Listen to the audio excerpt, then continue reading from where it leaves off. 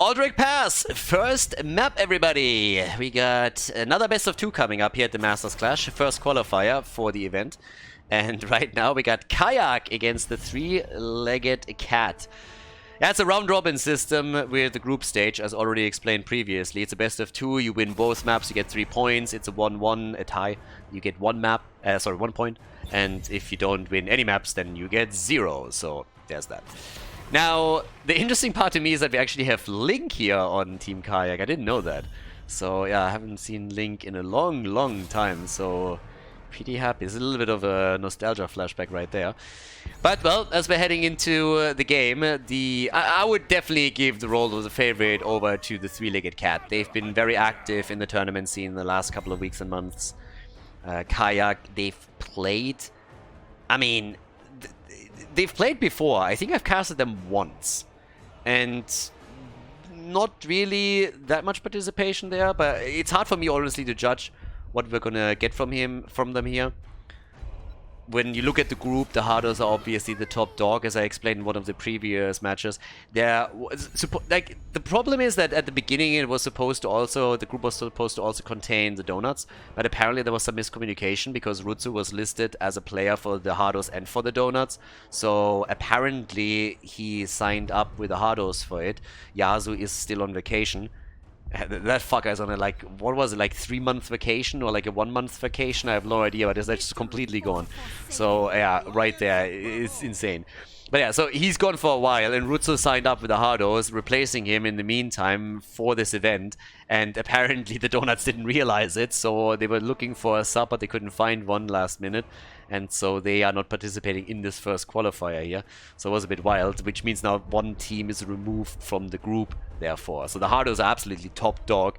And then you have a bit of a battle between Rosspit, Doll, and between the 3-legged cats.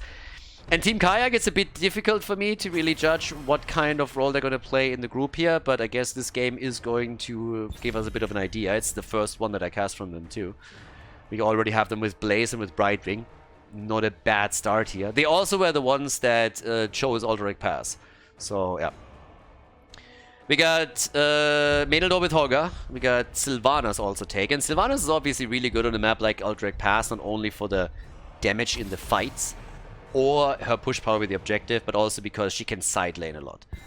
She can always try and split a bit and start attacking here. So, yeah, that should be pretty cool too.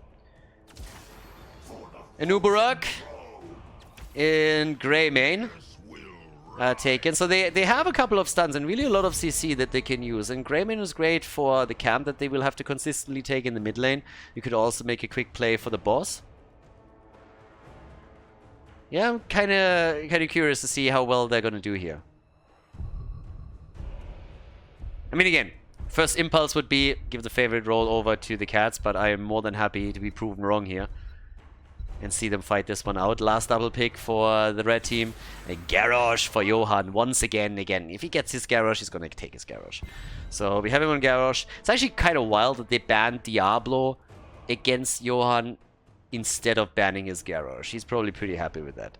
And we got false stats, so now not only do they have Sylvanas that can side lane a little bit and try and apply pressure, but they also have false stat on the big map that can global, get them extra experience, maybe pull them a little bit ahead.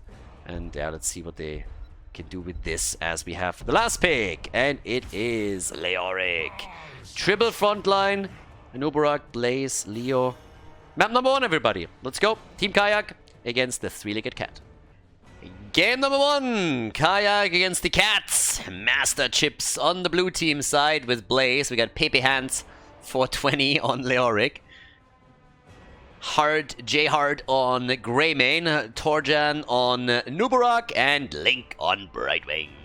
And on the right side of the map, Cat and Rex for the cats on Anduin. We got Hirath on Falstad, Johan on Garrosh.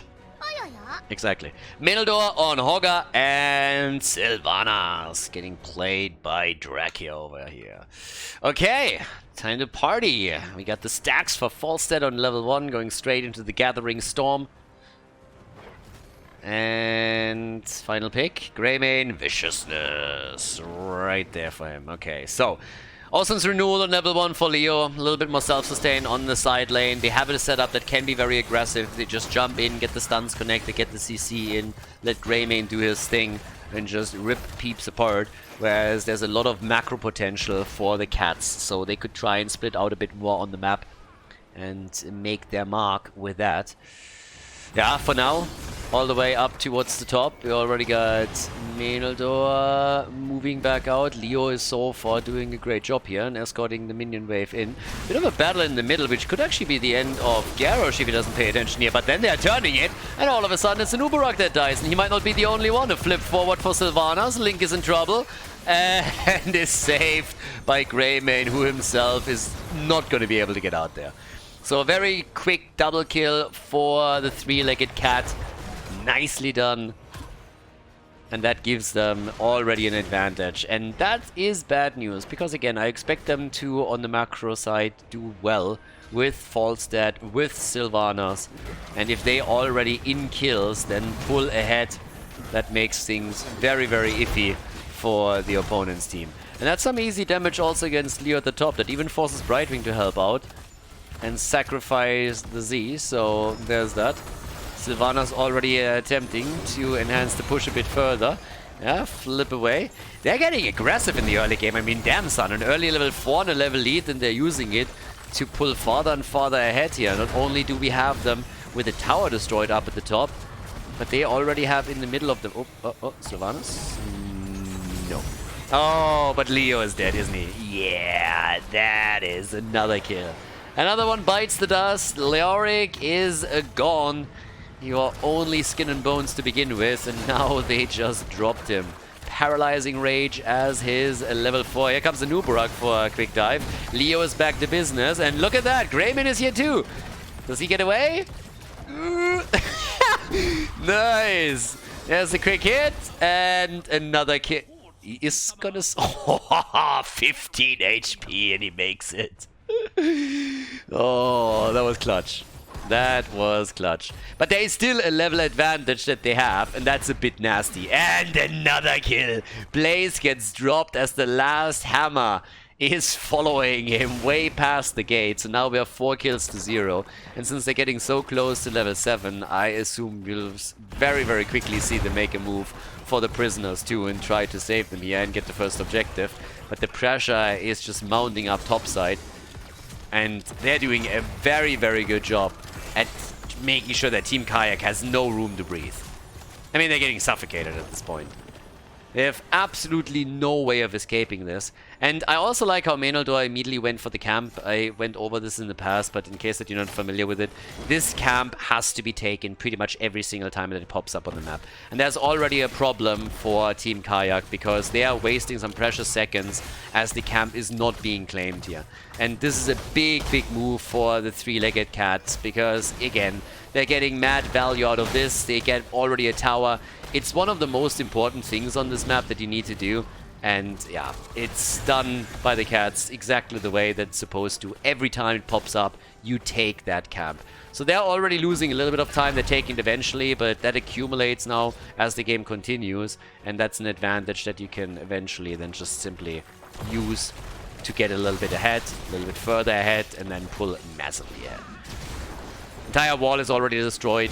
All the way up at the top. They've done damage not only to the wall, but also the fort.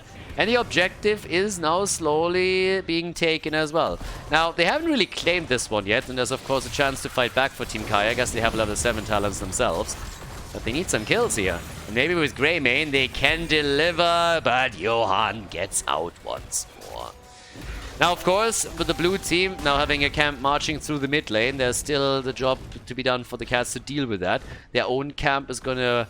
is actually already back up, and in this case they have to defend their objective before they can do anything about it. But you can already see that Khaldor is making an immediate move for it. So this is a perfect example of exactly what I was talking about. Camp is up. As soon as the objective is ready, bam! Move straight in for the camp, take this. First priority. Big damage to the mid lane here.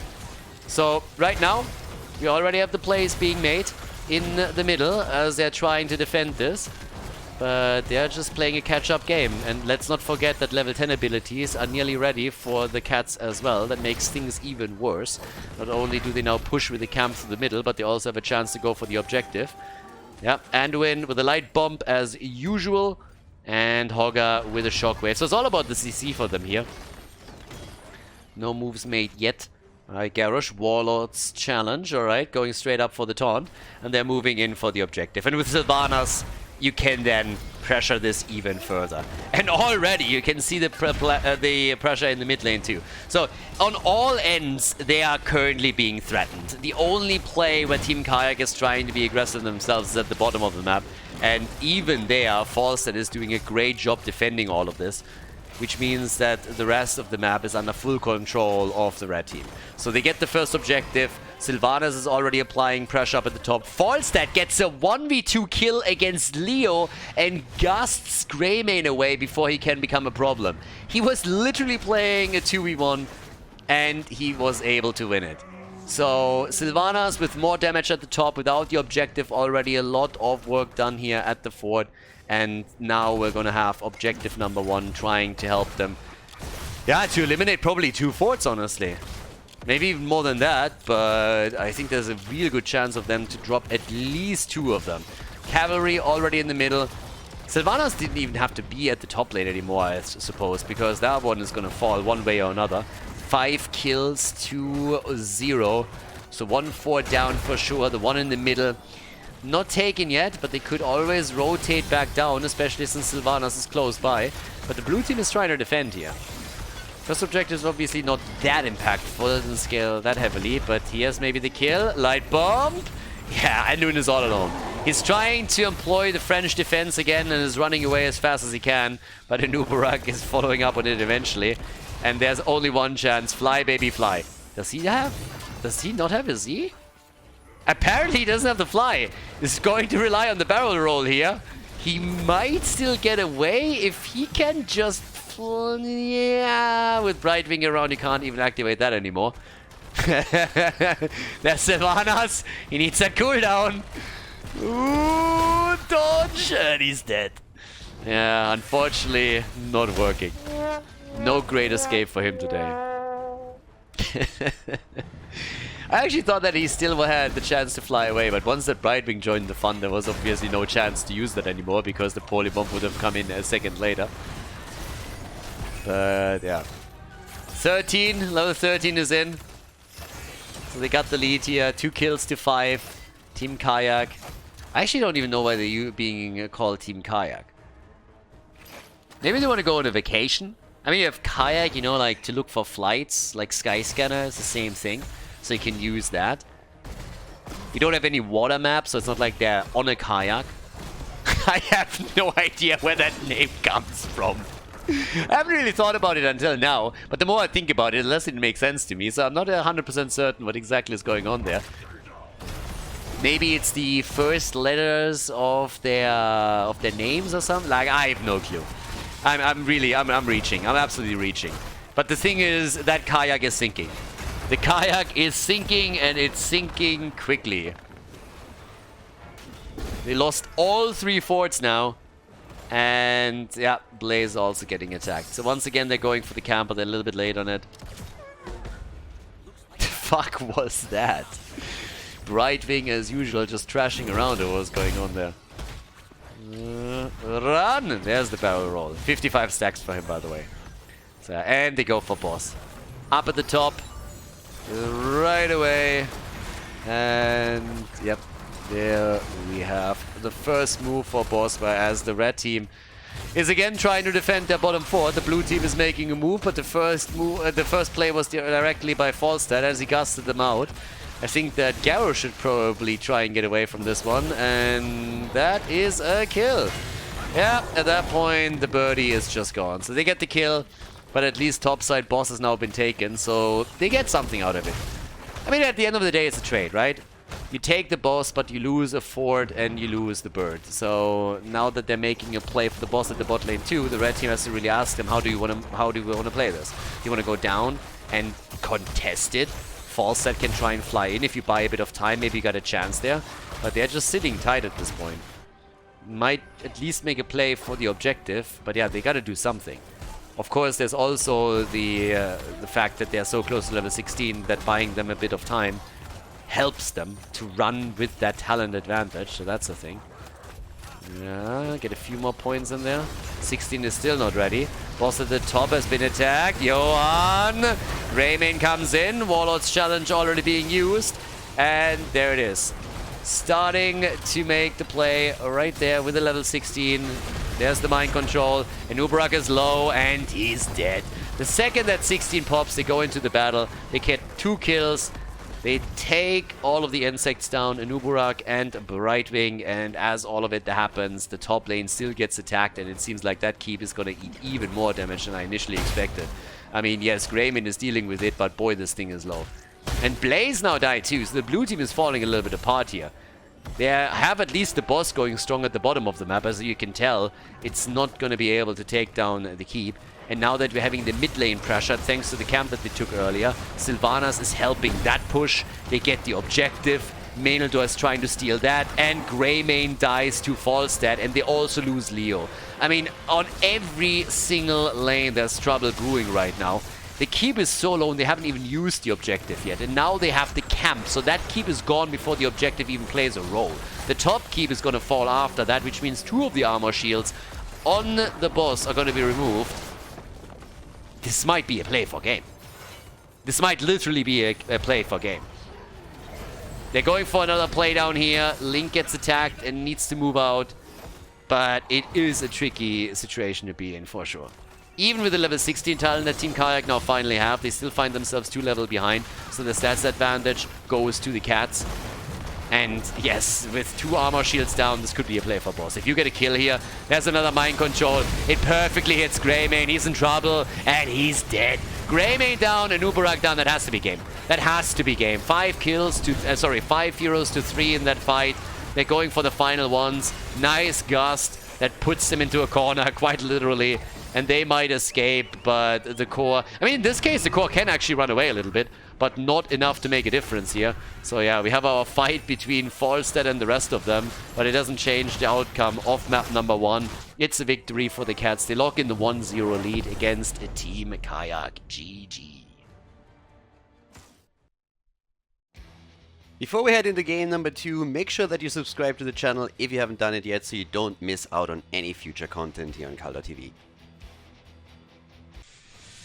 Okay, map number 2. The Cats are in the lead and we are heading into Battlefield of Eternity, our second map in this best of 2 in the group stage. Team Kayak, they definitely were struggling a little bit there. Now, I feel the draft very heavily favored the Cats once that they get control of the map. The problem was really that if you are playing such an aggressive draft as the blue team did, then you have to try and drive these fights and really be aggressive around them. The second that you let your opponent play the global and have problems meeting their rotations, you are going to slowly fall behind experience, and eventually that's going to lead to a talent advantage and of course also a macro lead, and this is pretty much exactly what they got there. Now, as we're heading into Battlefield of Eternity, we have Lucio and Rhaegar banned out, so those are the first quick bans. Still a bit curious what happens with Garrosh, for example. Is he this time going to be banned? Last time the blue team banned Diablo, which I don't think was... yeah, it wasn't really necessary, I think. Against Johan, Garrosh seems to be the biggest tank that you want to get rid of. Hanzo is already banned. Obviously, immortal damage is always becoming a big thing.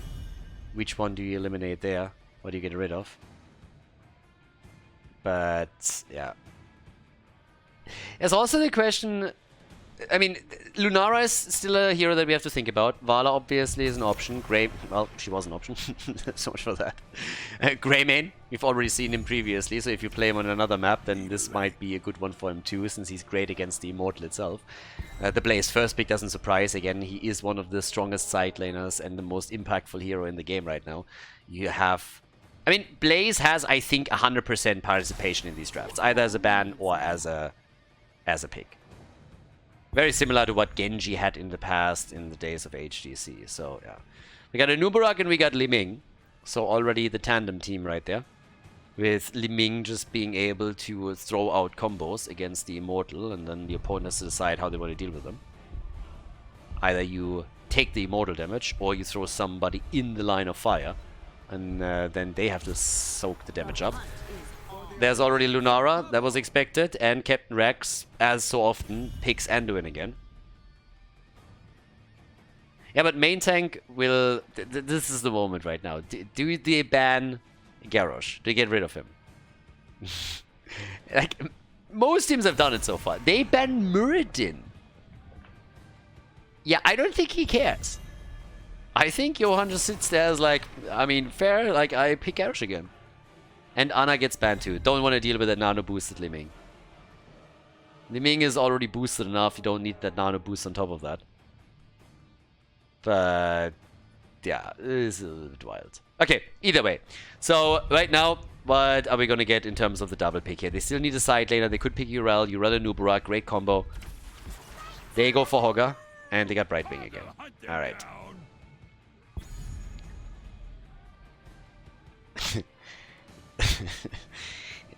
What is Johan gonna play? Do we even have to ask? Is he actually deviating away from his standard? I guess one of the reasons why they banned Muradin is that they were a bit afraid of like a Muradin light bomb. I mean, yes, you can go for Genji obviously, but the main tank was a bit annoying. So instead of Garrosh, we actually get Johanna this time. And we got Greymane. So they have Greymane and they have Lunara, and both of them are good against the Immortal. Lunara need a little bit more time to let the damage over time really kick in, but Greymane has that chunk damage. And here comes Genji. Not together with Anduin, but against him. So we have Li Ming and Genji both looking for resets in the big fights. Battlefield of Eternity, second and final map between the teams here at the first day, the group stage of the first qualifier for the Masters Clash 2022. Let's go. Second game of the series. On the left side, Master Chips with Hogger. We got Pepe Hands for 20 on Genji. We got J-Heart on Liming, Torjan on Anubarak, and Link on Brightwing. Level 1 here, the Agile Dismount. And on the right side of the map, it's Captain Rex on Anduin, Meneldo on Blaze, Drakia on Greymane. We got Johan on Johanna. And Yereth is playing Lunara in this second game of the series.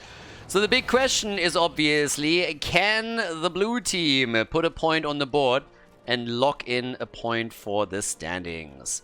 Or are they going to lose this series with an 0-2, which would result in the Cats picking up 3 points and no points for the blue team? I mean, they got again an aggressive lineup. They have Li Ming and Genji for poke. That combo has been proven and tried. It has been played in HGC already. There's a lot of poke that you have with it, and you get, of course, the resets on the Swift Strike for Genji if you play your cards right, and also for Li Ming. So there's a lot that you can do. You gotta make sure that they're not dying, though. So that's the first one. And yeah, this looked a little bit like, yeah, this is a typical Genji play. It was a bit overconfident, I want to say. So Genji was like, hey, I'm a sexy ninja, and then jumped straight into the fight. And ninjas need to be sneaky. You can't just go 1v4 as a ninja. That's not quite the job description. So he gets immediately burned down here. And that's, of course, again, a great start for the red team. They get some extra damage at the bot lane. Gotta be careful that they're not losing some of their heroes now as well. And, well, as I say it, Greymane goes down and Genji redeems himself a little bit for that death. So he gets a kill, takes Greymane down, gets the reset. Can't follow up with the second, but still, it's at least a kill for a kill. So they recover quickly from that blow to their self-esteem here. Top side, Hogger against Blaze. Not too much should happen here early on. Down at the bottom of the map, as you can see, we already have the first camp taken. So that's actually a bit of momentum now for the blue team.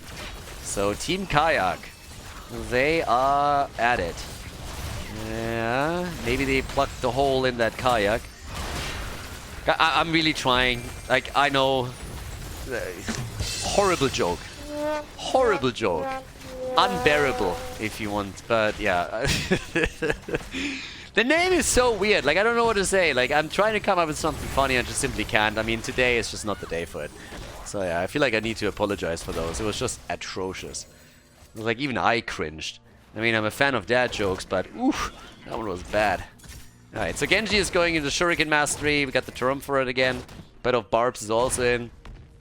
And it's time for the first objective to be announced in a second. And on top of that, we're also getting the Shaman camps now taken by the two teams. But yeah, let's get this party on the road. We got a kill for a kill, and we're going to get a lot more. At least we can expect a lot more. And the next objective. So, Noobrug is already in. And it is time to party. Let's go. Yeah, and especially if they get... I mean, for now, I really think that if Greymane is able to collapse onto a target, well, if they get a kill before that even comes in, then yeah, even more so. And he is really low. That's a huge problem. With him getting dropped this heavily, and he needs to go back to the Nexus, which means that we now have a pretty big window in which they can make the play here. That's actually huge. That is a gigantic window in which they can just attack and get the damage out. The problem is that at the same time, it's now just a race, and Noobrug is already back to business, but the red team is still taking at least the lead.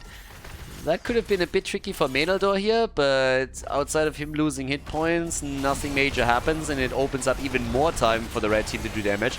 Lunara, that was actually a nice save from Mana. It was a really, really good save. And also a good dive from the blue team in an attempt to take her down and drop Bambi, but that didn't quite work out. You have to keep in mind that with the reset potential on the Swift Strike and also Li Ming's abilities, there is a lot of momentum that you can possibly build up in a team fight. So if they get the first kill and can snowball it from there, it could be a disaster. But now that they're going for the race, it seems like they're willing to let this one go. Because the red team is just simply going to win this one. But it's not a big shield. 1,600 hit points, it's nothing to write home about. That's definitely manageable. But it depends, of course, a little bit on how much momentum they're now going to get here. And Genji, again, very aggressive on this. Has to be a bit careful. Level 7 level 7 talents are soon going to be there. He really likes to be in their face, doesn't he? So yeah, it's immortal time. As that one jumps down to the bottom of the map, and level 7 is already in. And they should at least be able to go through the wall. There's Calamity, so that gives you a lot more kill potential now as well, since you have an extra damage source. And can play Hero Whack-A-Mole if you go in and just pop them one after another. It's a little bit more damage than I thought, honestly. Yeah, they're getting half the fort destroyed here. That's not too bad. They're looking for more even. They might even get a kill here if this continues. Anduin with the save on Lunara, for now at least. But there's Genji. Nice. Gets the kill, gets the second. Genji is starting to redeem himself a little bit for the plays from earlier. I like that. Let's take another quick look at it. So, yep, was able to come in, hit those Swift Strikes, get the kills, and they have now taken the lead in kills too. So we have them at this point with 3 kills, 2-1. And on top of that, the fort is still standing. I mean, barely, but again, it does. So, yeah, it's all that matters. As long as the fort stands, there's no catapults. So it doesn't really matter how many hit points it has, as long as it is still in play. Sentences. Words. Difficult. Jokin Poland level 7. And now with the next objective soon going to be announced. Yeah, unfortunately. Unfortunately for the blue team, they're going to lose this one now. But for the Cats, it's obviously exactly the way they needed to play it. As soon as they realized that another camp was being attacked at the top and that the blue team was literally, I mean, 4 or 5 manning it, you could make a move for it and then make sure that the fort falls. You get some catapult pressure here. There's still a lead in experience for Team Kayak that the Cats have to deal with. But it shouldn't be a problem. I mean, maybe a little bit. It's half a level roughly. Level 10. Honestly, they might be able to use it. It's not going to be a thing for the entire objective, but it might be something that they can at least get a tiny advantage out of when the objective is up. It's a close call. It's a small window, but it is there. If you force the fight quickly, or if you just get some extra immortal damage in, you can already tell they're thinking about diving here. And for good reason. The early level 10, yeah, they're stopping them from going for the camp. They're trying to steal it away, and they should be able to make that happen. It's a very, very small gap, but they get it. They steal the camp, and now they should really move the hell out of there. If you don't want to take that fight, then get out, especially since they already were poked. So they're trying to move away. Li Ming needs to wait for the cooldown and is able to escape, but they also have taken some damage with it. Stealing the opponent's shaman camp away is pretty big, though. So now we have level 10 on both sides. And Genji, yeah, careful, he's not the only one that's getting attacked here. They already used Cocoon, by the way, so that's another thing.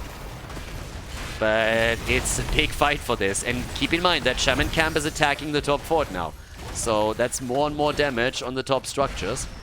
Camp was finally taken out by the fort itself, but we still have the minion wave pushing in.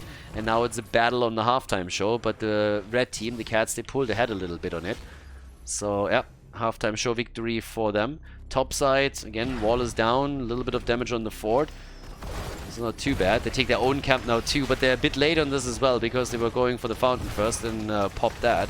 So they're losing a few precious seconds that are getting used right away by the Cats to take the Immortal down another notch.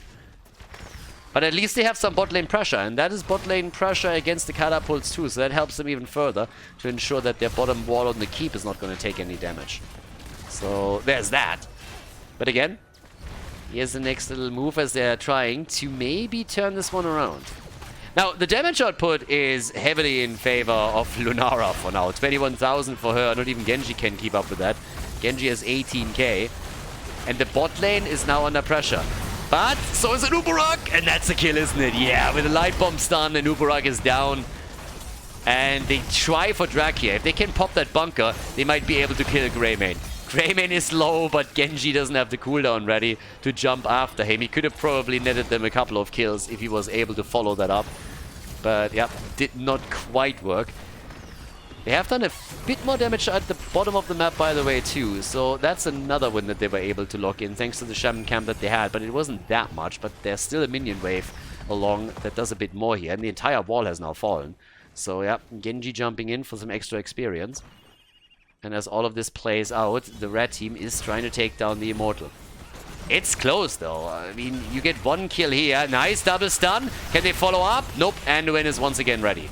Anduin was ready, and Orgo! Oh, the blink kill. Close, though. A lot of close plays now. And keep those resets in mind. You start with a fight here, you get those initial resets, and you are gonna be in a great spot. And that's exactly what they're looking for. There's the first kill. Lunara is down. Genji zips away again. Second kill is in. Liming gets her resets, gets her combos out, and they're going for the Immortal. Bunker has been popped by Menaldor, but he is gonna die as well. Just a matter of time. 3 heroes down, and that's Team Kayak with an objective and a much bigger lead now in experience. All of a sudden, they're nearly a level ahead of the opposition. And they will get that extra level 13. So that's not too shabby. They're really fighting back on this one. Game number 1, they were a little bit outplayed. They really struggled with Sylvanas and Fawcett on the other side on such a big map. But right now, the team fights are looking much better for them.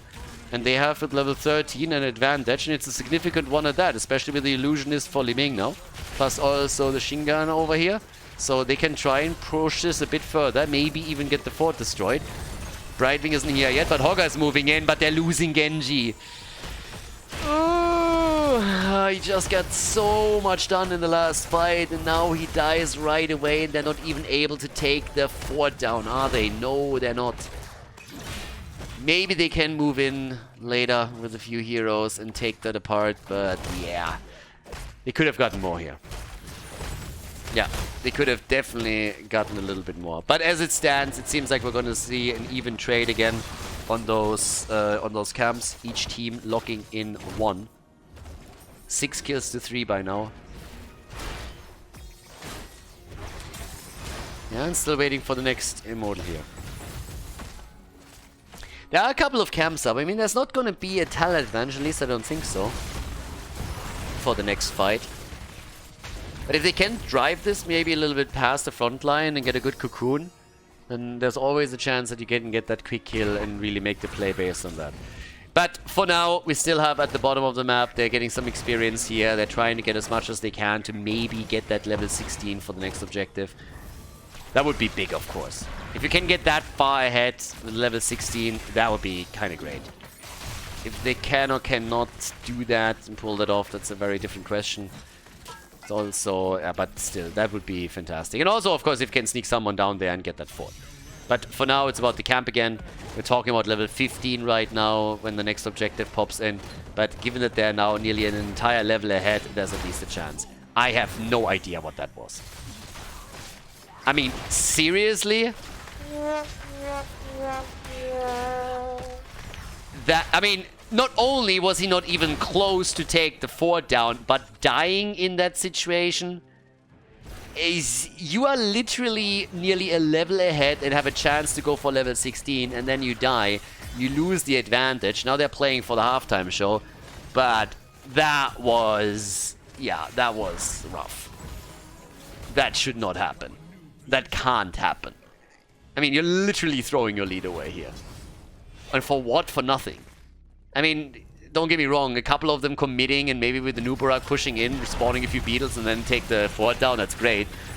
But that was a bit too much, yeah. And now they're losing the objective most likely because of that. Unless, of course, they're popping off in the team fight now, which is a possibility. But yeah, they... great jet propulsion. Good turnaround with the jet propulsion. And bam, a kill on Hogger. And the cats are again on a warpath. They take down Genji, they take down Hogger. And well, that's that. That's another objective claimed by them. Genji died 4 times now. And of course, level 16 talents are going to be big. Plus at the bottom of the map, as you can see, this camp. They got to steal with it. I guess it's Blaze. Yeah, Blaze is moving in. So we got the epicenter. Mirror Ball, of course, too. And now with the level 16 talents, it's still 2 heroes missing from the map as the Immortal starts moving in. Which pretty much translates in you can kiss that fort goodbye. That thing's gone. That fort is just gone. They just don't know it yet. But yeah, there's no way to save this one. Not with the 50% shield of the Immortal. He's still in ranged mode here, firing away. So yeah, that was nearly a living kill. Yeah, they gotta be very careful that they're not gonna get snowballed again. That happened a bit in game number 1, and if they are now losing another hero, this could very well be a key. 6 kills to 6, so they caught up. And now it is time to try and defend this. At least they removed the shield, so it's melee mode time. But they're moving into the backline again. Good combo, and there's the kill. Followed up by Genji after Li Ming got the combo in, and they were able to get the kill here. So nicely done. Dracula also doesn't stand a chance.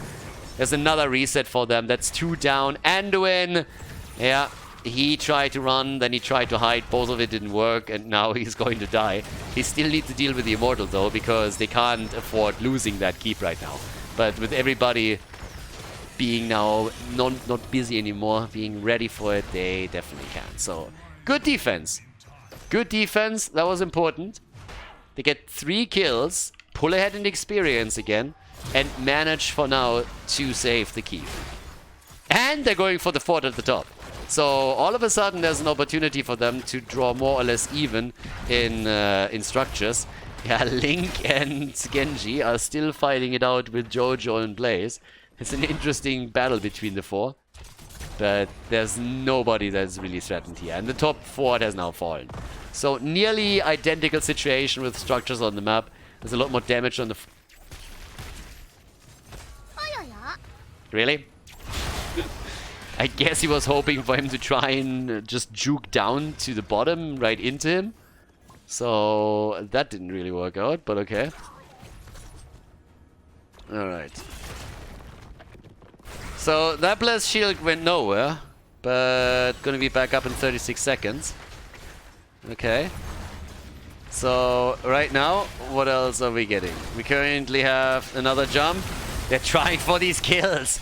But the problem is really that it's such an easy turnaround when they don't get it on the first hit. We've seen it multiple times with Blaze earlier. They make a move for him. He doesn't die, and then he just turns it with the jet propulsion, stuns out 2 of them at the front, and Greymane engages together with a level 7 of Lunara kicking in, and the 2 of them just combo them to death super easily.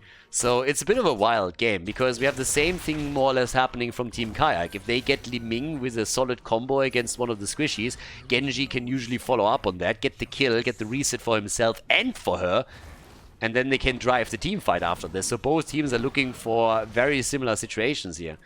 One based more so on the stuns that we're getting from Lunara's Blessed Shield and the jet propulsion, and on the other side, of course, the Anubarak engage, or just a simple Li Ming combo that doesn't get dodged out on. But the advantage for Team Kayak is there. They have an earlier level 20, they're half a level ahead. It's nothing crazy, but it can be the difference between winning the team fight and losing it. If you time your attack well here, with those Storm Talons, they will give you an advantage in the battle and you will force your opponent, and you can do that also with the Nubarak and his Cocoon. So there's quite a bit that they can do with all of this.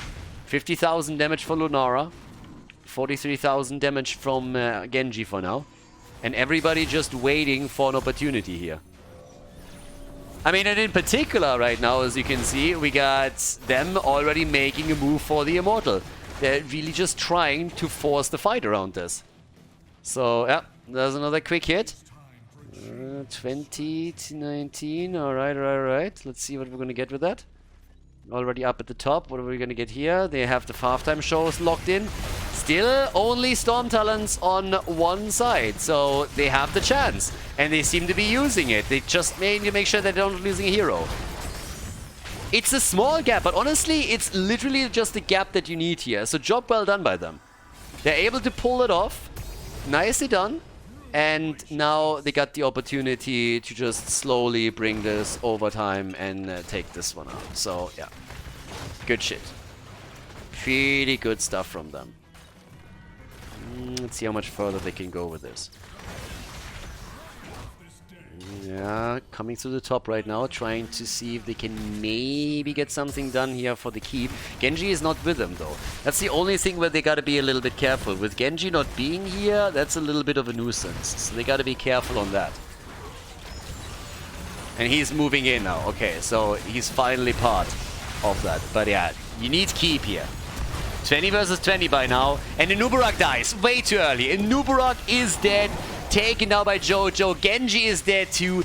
Guys, they are just struggling. It's honestly, they might get the keep, but they could have gone for even core here. It's honestly a little bit frustrating from their point of view if you think about it. And it seems like the red team just decides that they want to potentially go for core. Hello? Yeah, they just let the Immortal slide and they just go across map. They want to end this one. But think about it, you win the fight, you use your level 20 advantage so nicely, and then this happens. So they get at least the keep. Are they going to push this? Li Ming is back up, but it seems like they're going to go for it. The call was made. The Cats want to go for victory. 81% on their core because they left the Immortal alone, but now they got an opportunity here. The blue team needs to buy time. Buy time for Nubarak to come back, and the Cats realize that they called this a little bit too early. So, yeah. Move back out and try to play that easy. But yet, game is a little bit wild. I feel a little bit sorry, I gotta say, for the blue team. Every time they get ahead, every time they make a cool move, they end up in that situation where all of a sudden someone makes a mistake, one of the heroes gets sniped, the Cats come in with a great engage.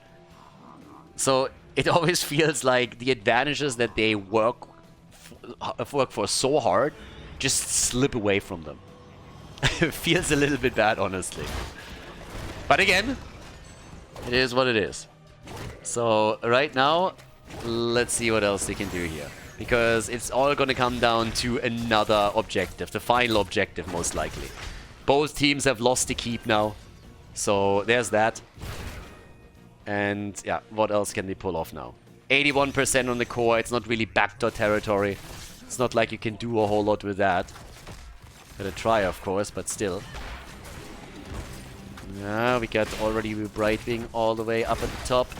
What do we have down here at the bottom? Okay, so another attempted play to push out the camp, get the catapult in action, force them to defend the bot lane while the objective is up, and maybe get a bit of an upper hand on the potentially final Immortal. I don't think we're going to see another one. This is already 22 minutes into the game. Immortals at this point are absolutely insane. They've scaled so hard into the late game.